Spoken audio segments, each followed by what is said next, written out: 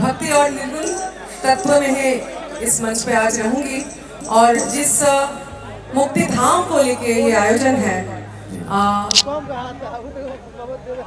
उसको सम्मान करते हुए अच्छा लगे या नहीं लगे मैं लेकिन इसी पे कायम रहूंगी। और मैं समझती हूँ कि भोजपुरी को अब सीरियस होने की ज़रूरत है।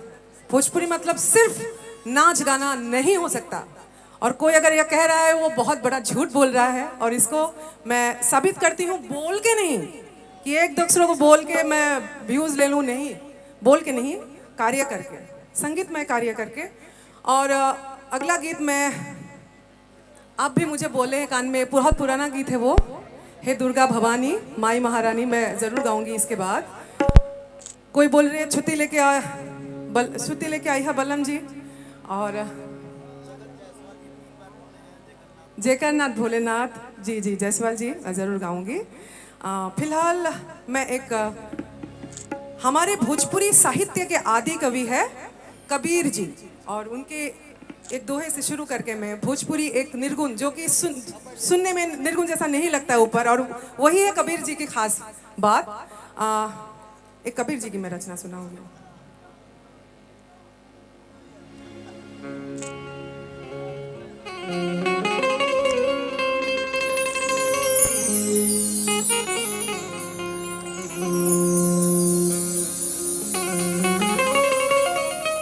ये पूर्वांचल की धरती है और पूर्वांचल की धरती की खास एक शैली है पूर्वी। ये छपरहिया पूर्वी तो नहीं कहा जाएगा, लेकिन पूर्वी के कई प्रकार है और उसमें भी बहुत शोध होने की आवश्यकता है, बहुत कुछ लुप्त हो गया है। पूर्वी शैली में ही एक रचना है।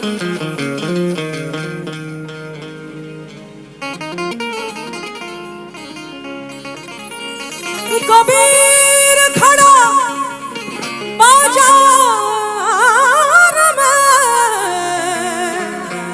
मांगत सबकी खैर, ना किसी से दोस्ती और ना किसी से बैर।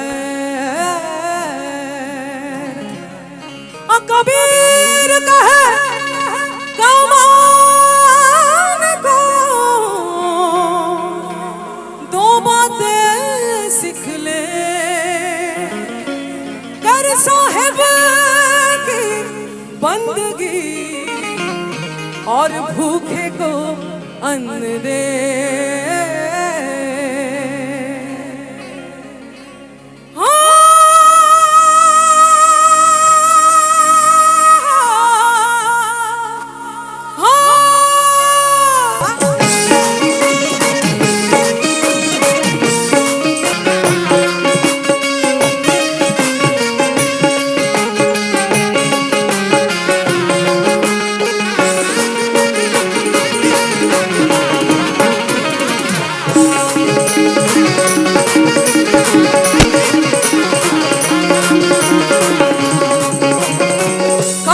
कबीरा सुनो भाई साधो की पद हो निर्वाणी।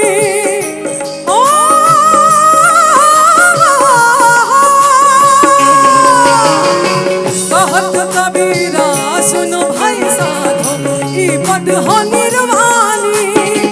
जे यही पद के अर्थ लगावे, जे यही पद के अर्थ बतावे, वो है पुरुष हम नारी के लोगवा।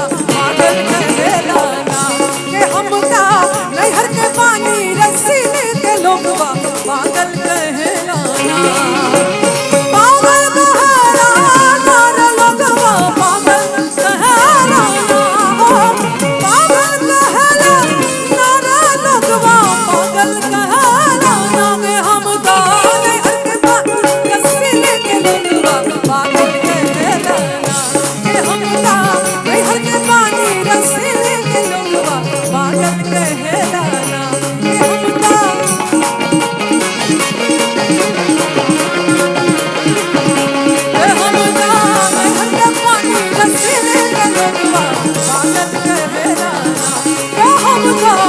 हर का पानी रसीले के लोगवा